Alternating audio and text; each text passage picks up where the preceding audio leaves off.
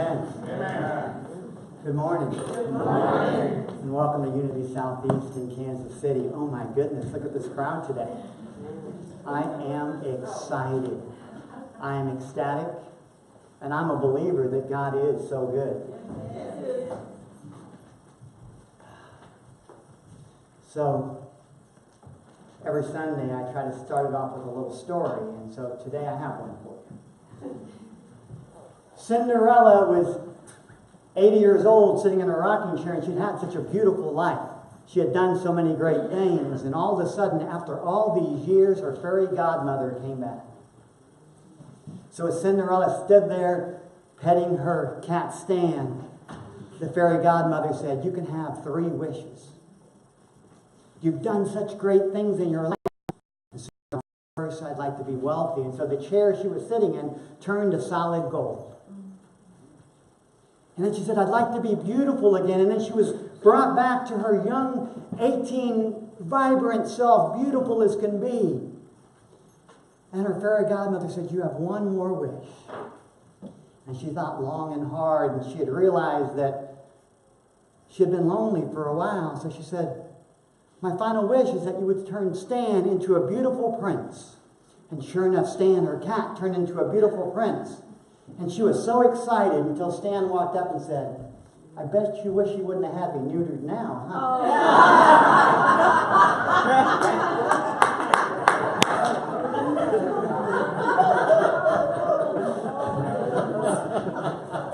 Oh my God, it was that easy to go back.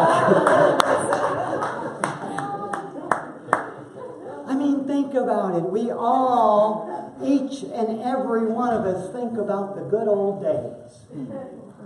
We think if we could just go back to a time when. And we're going to go down that road today in service.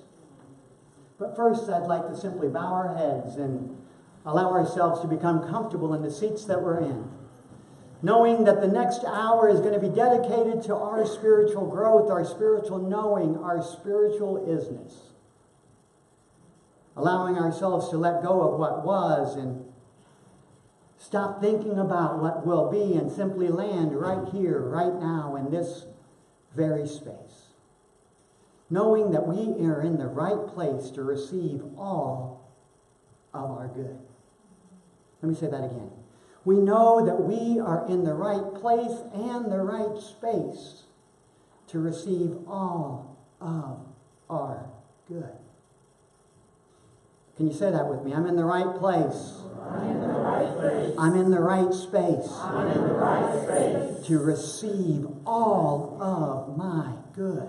To receive all of my good. And so it is, and so it's always been, and so it will always be. Amen. Amen.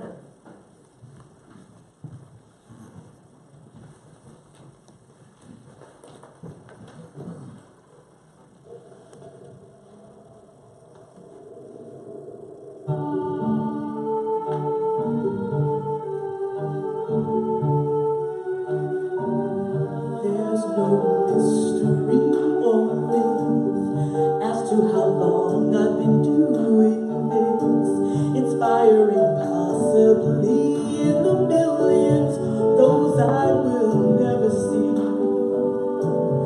I've been consistent in my game, but now I'm ready for a change. It's time to let go of the old me and rise again.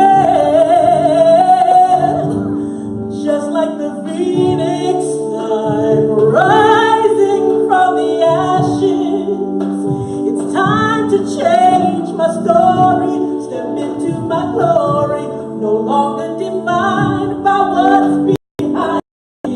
Just like the phoenix, lost inside the blaze, is the old me that sizzled away.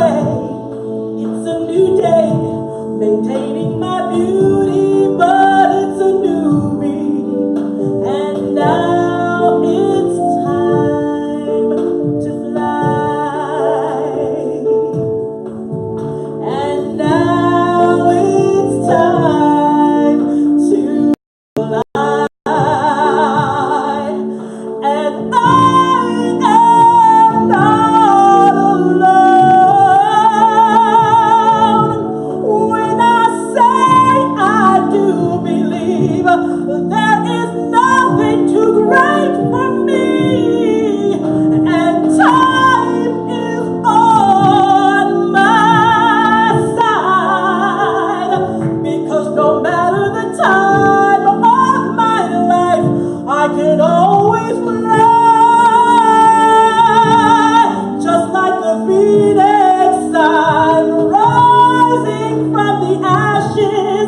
It's time to change my story, step into my glory, no longer defined by what's behind me, just like the phoenix, all lost inside the blaze, is the army that sizzled away.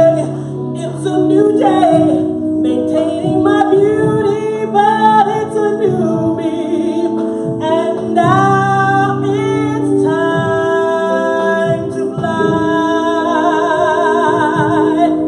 and now it's time to fly, and now it's time to fly,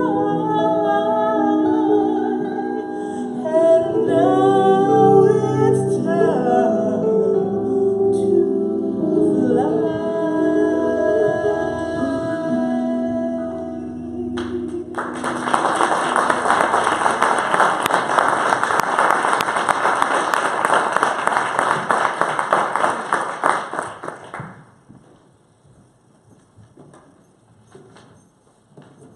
Beautiful bouquet, Pepper. Welcome to Unity Southeast in Kansas City. My name is Sharon Turner Jackson, and it is my privilege and my pleasure to welcome you to our celebration service this morning. At this time, please turn off your cell phones if you have not. We begin our service with our 4 Unity Southeast statements. I invite you to affirm these with me together. Please stand as you are able. Our statements are on the screen. Our community affirmation. Together. God in me is love. God in you is love. We are one in God's love. Our vision for the world. Centered in God, we celebrate harmony, love, and abundance in the world. Our mission statement. We inspire and empower people to transform their lives by awakening their Christ consciousness. And our core values, what Unity Southeast has come here to be. Love, spiritually grounded, authentic, inclusive, and of service. Please join me in reciting the Lord's Prayer. Our Father, who art in heaven, hallowed be thy name. Thy kingdom come, thy will be done, on earth as it is in heaven. Give us this day our daily bread, and forgive us our debts, as we forgive our debtors. And lead us not into temptation, but deliver us from evil. For thine is the kingdom, and the power, and the glory forever. Amen. Thank you, and please remain standing.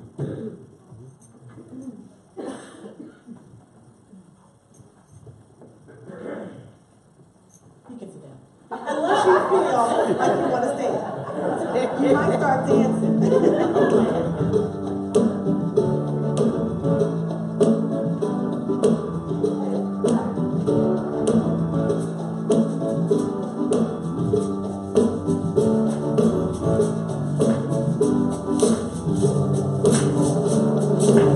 Drove to the office, same old thing. People complaining about another day. Not enough money, not enough time. They're looking for someone to ease their troubled mind. Then suddenly I began to see that if I want to see change, I need to be the change I want to see. Be my own superhero, a champion for my own peace. Be my own superhero. superhero. Be the change I want to see. Now you know people, they think you're strange. You get a little too happy, they think you're deranged. But that won't stop me from what I believe. I'll keep on being the change I want to see. Now, you know it's Sunday. Tomorrow is Monday. And you're going to have to be your own everyday superhero. Well, next thing you know, and to my surprise, folks started changing right before my eyes.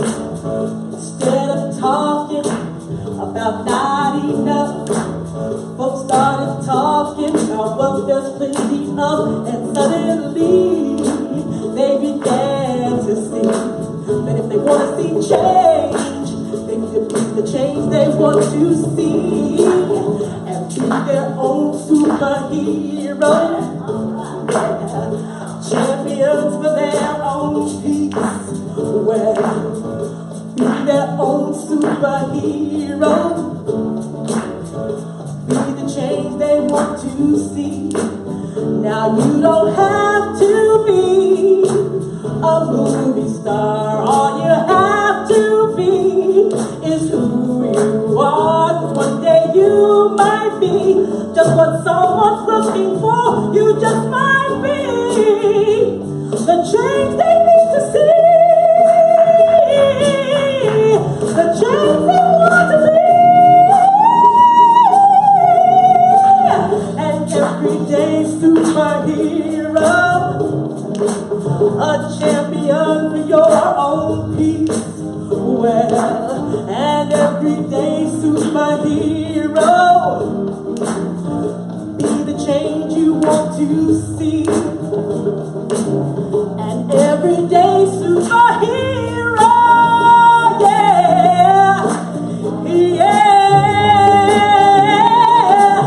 an everyday superhero.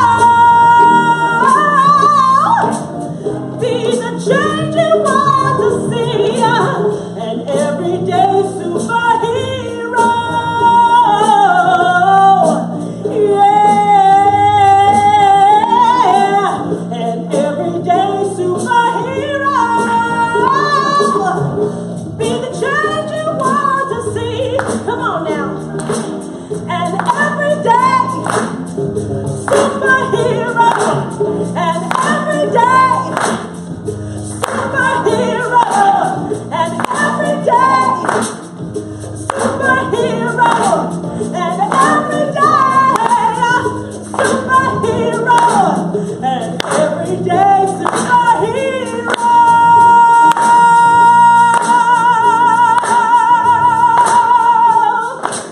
Yeah.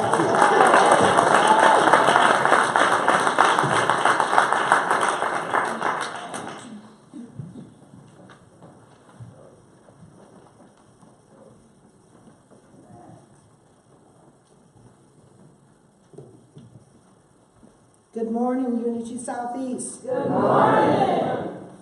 It's time for our daily word for Sunday, February the 4th, 2018.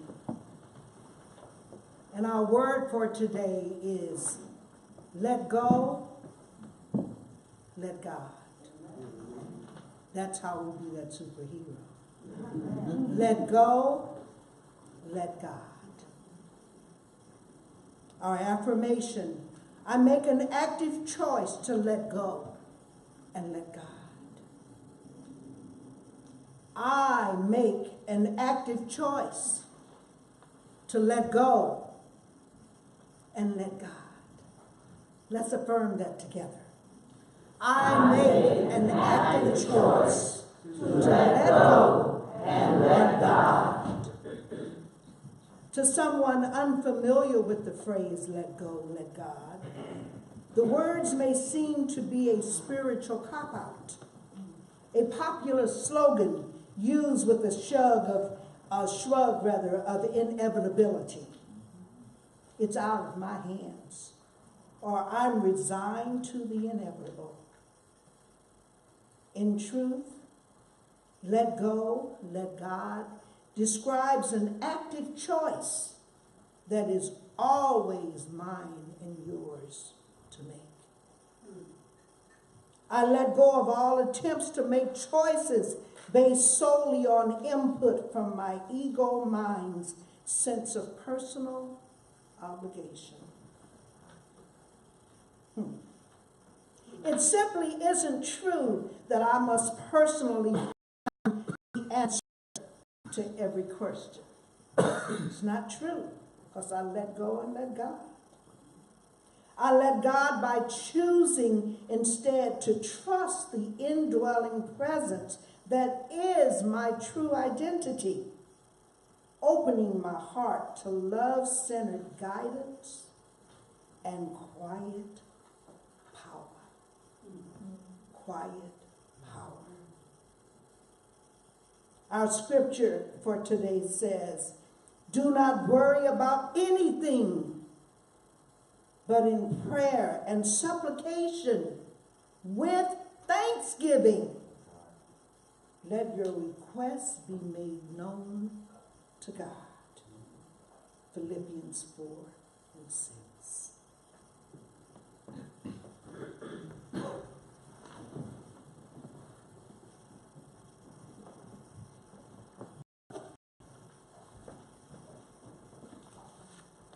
As we prepare for meditation,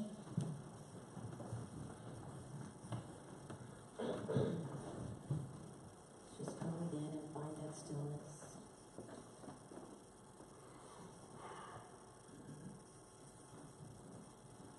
This day I awoke with a passion in my heart, a feeling longing, a thirst so strong.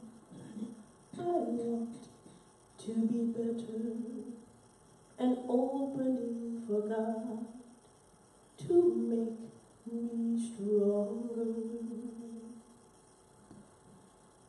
My prayer today is for courage to be what the Holy Spirit intends for me.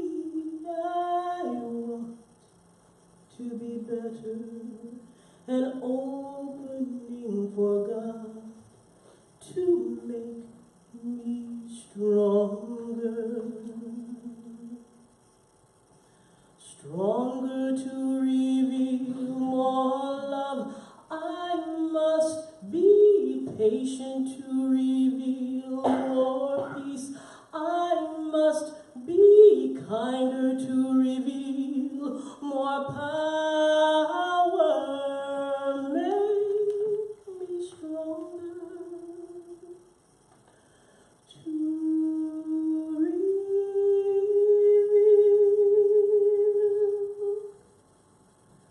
more peace, more love, more joy, more joy.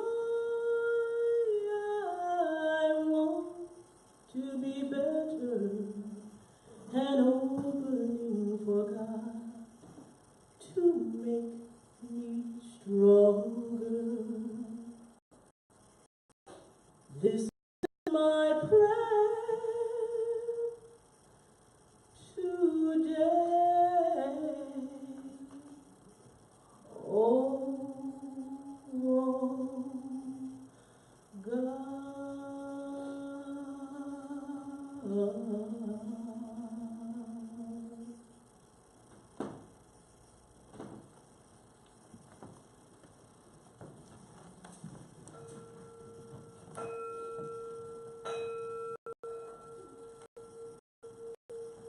I invite you to become still and quiet as we already are. Quiet your mind from the cares and concerns of this day and relax your mind and body.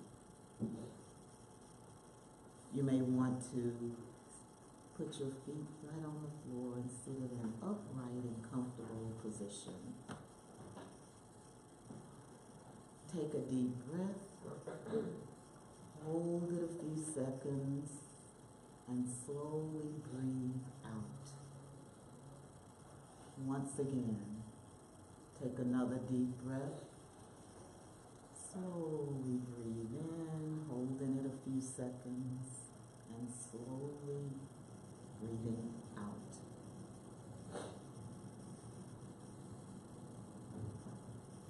I invite you with me today to silently affirm, I want the peace of God. I want the peace of God. If you truly want the peace of God, it will be given you. And this gift that God has freely given must be shared with others who join us on this path of peace.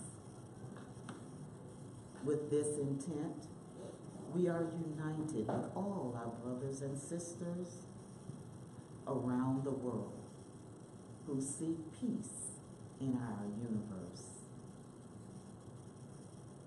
Let God fill your heart, your soul, and your mind with peace.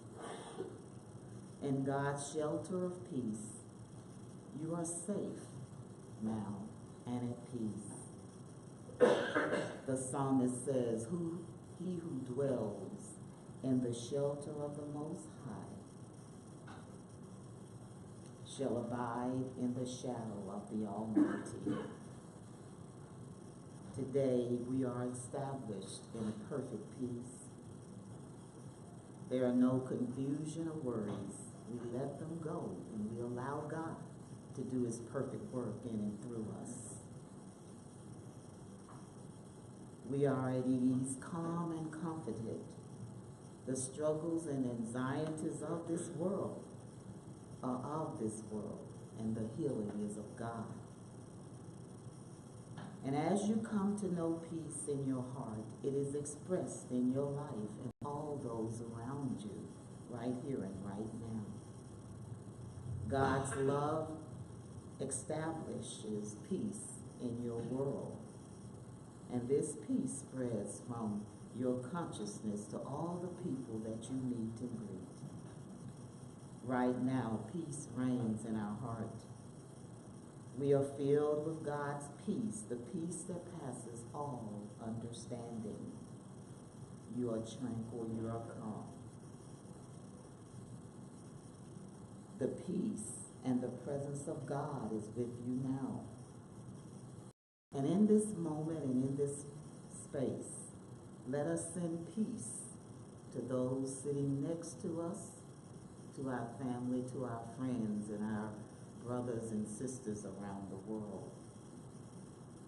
God's peace is now being manifested in every nation, and the leaders of our nation and every nation in our world recognize the peace of God.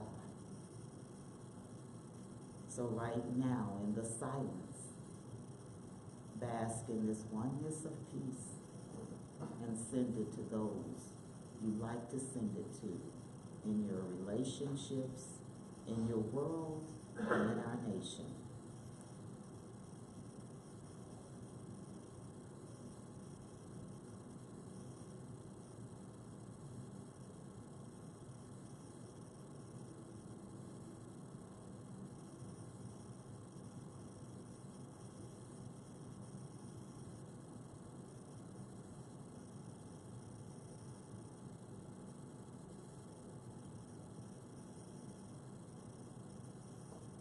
Jesus said, ye are the light of the world.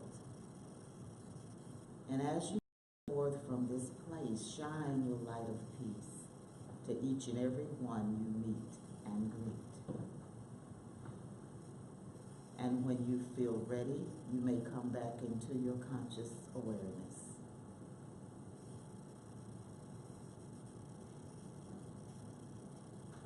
God bless.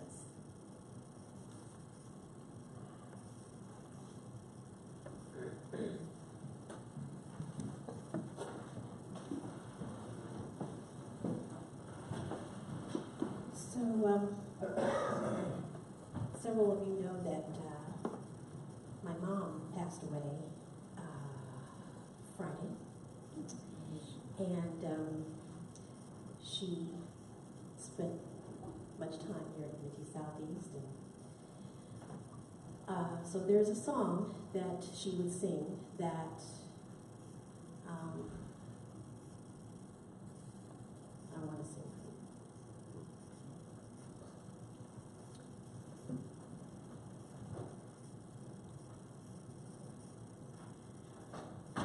Talk about a child that do love Jesus. Here's one, here's one.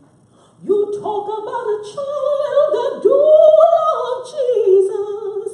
Here's one, here's one. In doubt and fear I once had fallen, till I heard the voice of my God calling.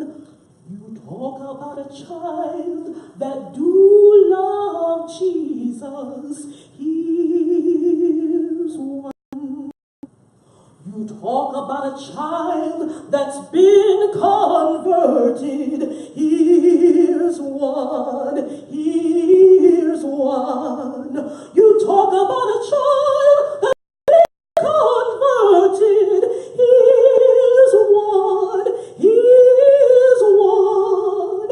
Ever since I heard the gospel story, I've been walking up the path to glory. You talk about a child who do love Jesus. Here's one. You talk about a child who loves her unity. Here's one. Here's one. You talk about a child who loves her unity. Here's one. Here's one.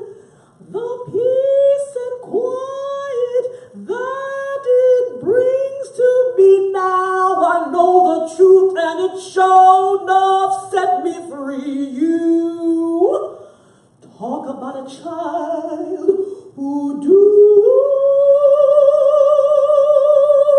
love Jesus.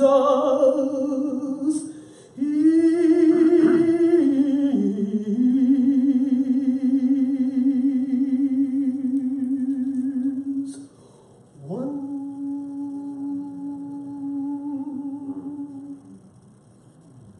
Thanks, Mom.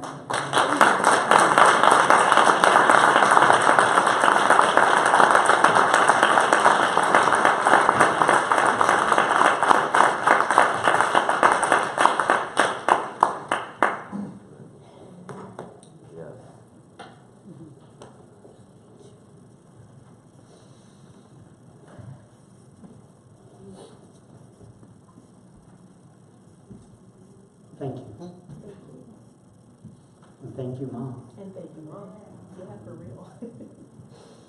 I say thank you, Mom, for several reasons.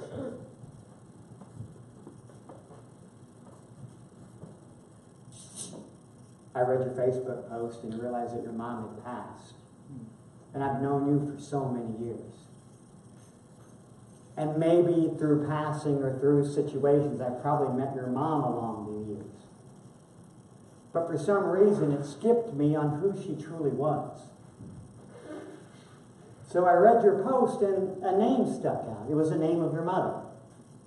And I read over it and over it and over it. I thought, I know that name. I must know her. And then I couldn't figure out why. And then I was putting Bella to bed and I looked on her bookshelf.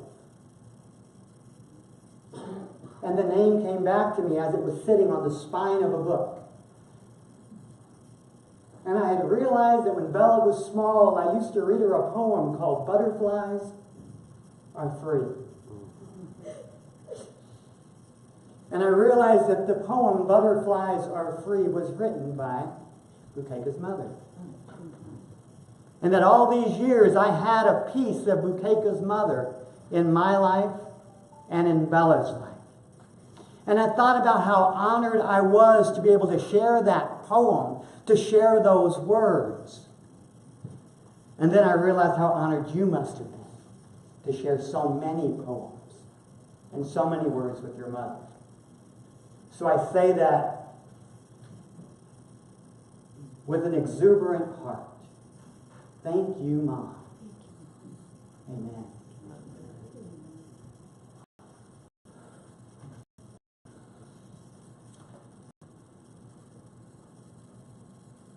So today is the first Sunday in February. It also is the first Sunday in Black History Month. It's also the first Sunday where we're celebrating individuals who felt as if their own month should be dedicated. At least that's what I used to think when I was young. Well, why do blacks get a month, but other people don't?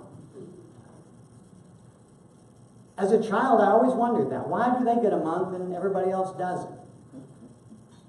And then when I got to college, I minored in African American history. And in my first class on the first day, I asked the teacher, I've got a question. And I think I know the answer. But I want to hear it from an educated point of view. Why do they get their own month? And I expected a brilliant answer to come from my professor's mouth, something that would expound on history and generations and years. And he simply said, because other people have had all the other months way too long. He said, Black history is American history. Now, think back, how many of the chapters in your American history book contained blacks? That's why there's a Black History Month. And that's why it should never go away. And I found that comforting. And I'm so glad he gave me such a simple answer that I could remember and expound today. Today we're going to turn to our Bibles, 2 Kings chapter 7, verses 3 through 8. And our service today is entitled, I Dare You to Move. I dare you to move. And for those who didn't bring their Bible, the words of 2 Kings chapter 7, 3 through 8 are on the screen. Now there were 4 leprous men outside the city gate who said to one another, why should we sit here until we die? If we say, let us enter the city, the famine is in the city, and we shall die there. But if we sit here, we shall also die. Therefore, let us desert to the Armenian camp. If they spare our lives, we shall live. If they kill us, we shall but die. So they arose at twilight to go to the Armenian camp. But when they came to the edge of the Armenian camp, there was no one there at all. For the Lord had caused the Armenian army to hear the sounds of chariots and of horses, and the sounds of a great army. So they said to one another, the king of Israel has hired the king of the Hittites and the king of the Egyptians to fight against us. So they fled away in twilight and abandoned their tents. They abandoned their horses. They abandoned their donkeys, leaving the camp just as it was, and they fled for their lives. When these leprous men had come to the edge of the camp, they went into the tent and ate and drank, carried off silver, gold, and clothing, and went and hid them. Then they came back and entered another tent, and carried off things from it, and went and hid them. There were 4 leprous men outside the city gate, and I want to tell you a story about these 4 men. 4 men that had been marginalized, dehumanized, devalued, ostracized simply because of their skin. Simply because of an affliction that generated from the inside and demonstrated on the outside. These 4 men sit at the camp wondering what they should do next. And one said, well, maybe we should go back into the city. But another said, we can't go back there. And here we sit in 2018, and we also sit outside the gate. And so many of us, and I hear it all the time, oh, I remember the glory days. I remember how things used to be. I remember when kids used to be seen and not heard. I remembered when the gays used to be not seen and prayed to not be heard. I remember when age was nothing but a number. I remember when. I'm here to tell you that we can't go back. Because as we stand at the gates of our own city, we read in the scripture that there's only famine there. We read that there are armies there waiting for our disposal. Besides, do we really want to go back? I mean, do we want to go back to the 1980s when there was a disease that was killing young men and young women, and it only was a death sentence if they happened to belong to a certain category or not have enough money to get the healing that they deserved? Do we want to go back to the 70s with bell-bottoms and patent leather shoes? Or do we want to go back to the 60s when men 70s with bell-bottoms and patent leather shoes? Or do we want to go back to the 60s when men keep moving? You got to make a decision to take this life, this thinking, this belief, this reality into your own hands and not simply sit and wait for others to decide your destiny. To sugarcoat it, they were lepers, so the disease was contagious. The disease could be spread from one person to the next. I don't know about you, but I haven't seen many lepers in 2018. But I'm here to tell you that there's still a disease within us that simply is spreading from one person to the next. It's a disease of error thought. It's a disease of you're not good enough. It's a disease of you're not worthy. It's a disease of if you would have made this choice instead of that choice. It's a disease of if you would have been more like your brother or if you would have been more like your sister. It's a disease that each and every single one of us have. You see, most of us have moved forward, but we still got a ways to go.